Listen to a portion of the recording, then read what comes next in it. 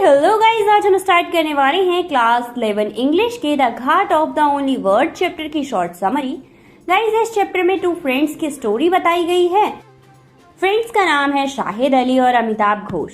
शाहिद अली अमिताभ घोष से कहते हैं कि जब मैं मर जाऊं तो मेरी लाइफ के बारे में लिखना जरूर, क्योंकि शाहिद अली का मानना ऐसा था कि लोग यादों को कम याद रखते हैं और लिखे हुए शब्दों को ज्यादा, मतलब रिटन वर्ड्स को लॉन्ग टाइम तक याद रख सकते हैं लोग, और आने वाली जनरेशन उसे पढ़ती है और हमारी स्टोरियां सुनाई जाती हैं, सुनी जाती हैं।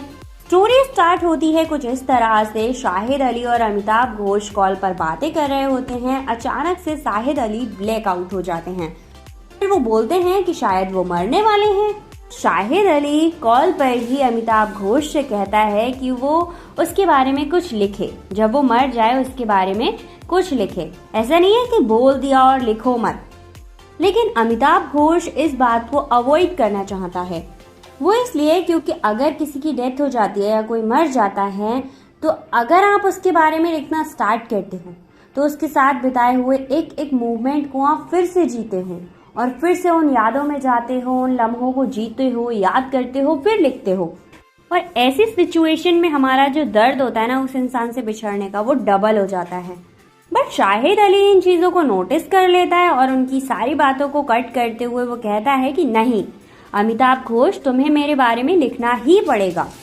अब इसके बाद अमिताभ घोष क्या करते हैं, वो एक डायरी ले लेते हैं और उसके बाद, मतलब उस बात होने के बाद जितनी भी मीटिंग्स होती हैं उन मीटिंग्स को वो उस डायरी में नोट डाउन करते रहते हैं, ताकि आने वाले टाइम में जब शाहिद अली के बारे में लिखना पड़े तो वो कोई भी मूवमेंट भूल ना जाएं या कुछ चीज़ मिस ना कर जाएं। इसीलिए वो अपनी डायरी पर सारी चीज़ों को लिखते रहते हैं। जितनी मीटिंग्स हुई, जितनी बातें हुई, उन सारी चीज़ों को नोट करते रहते हैं।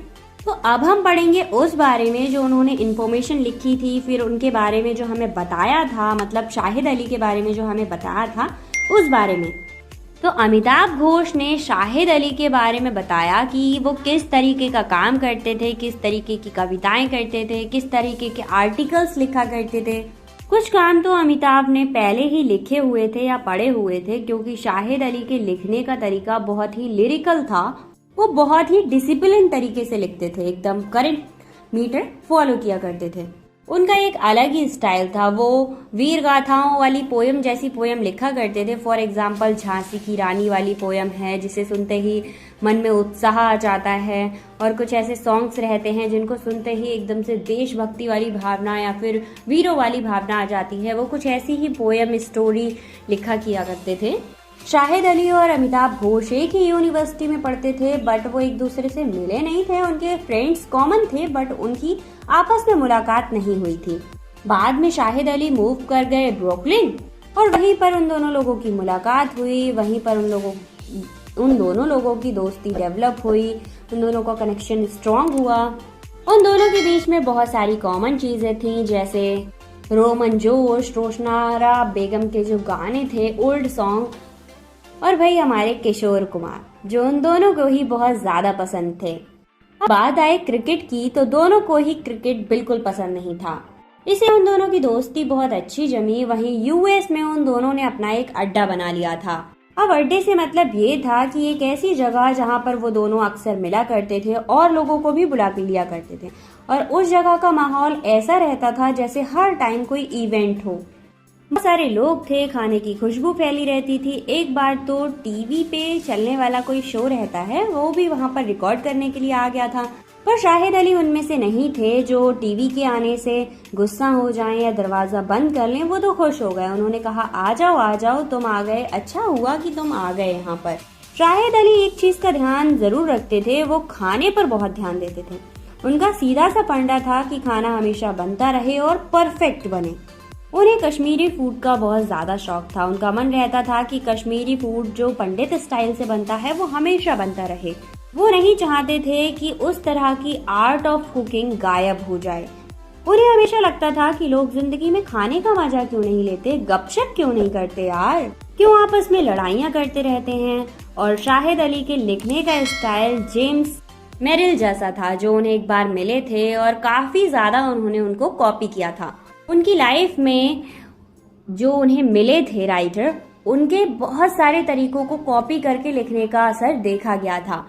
एक बहुत मजेदार इंसिडेंस हुआ एक बार बार्सिलोना एयरपोर्ट पर। इस इंसिडेंट के बारे में जब उन्होंने लिखा तो बार्सिलोना एयरपोर्ट पर उन्होंने एक पोयम भी लिखी थी और उस पोयम का नाम रखा गया था बार्सिलोना एयरपोर्ट। हो गया था एयरपोर्ट पर एक जो गार्ड लगे होते हैं ना, उन्होंने उन्हें रोक लिया और कहा कि आप करते क्या हो। तो उन्होंने फटाक से कह दिया कि मैं एक कवि हूँ।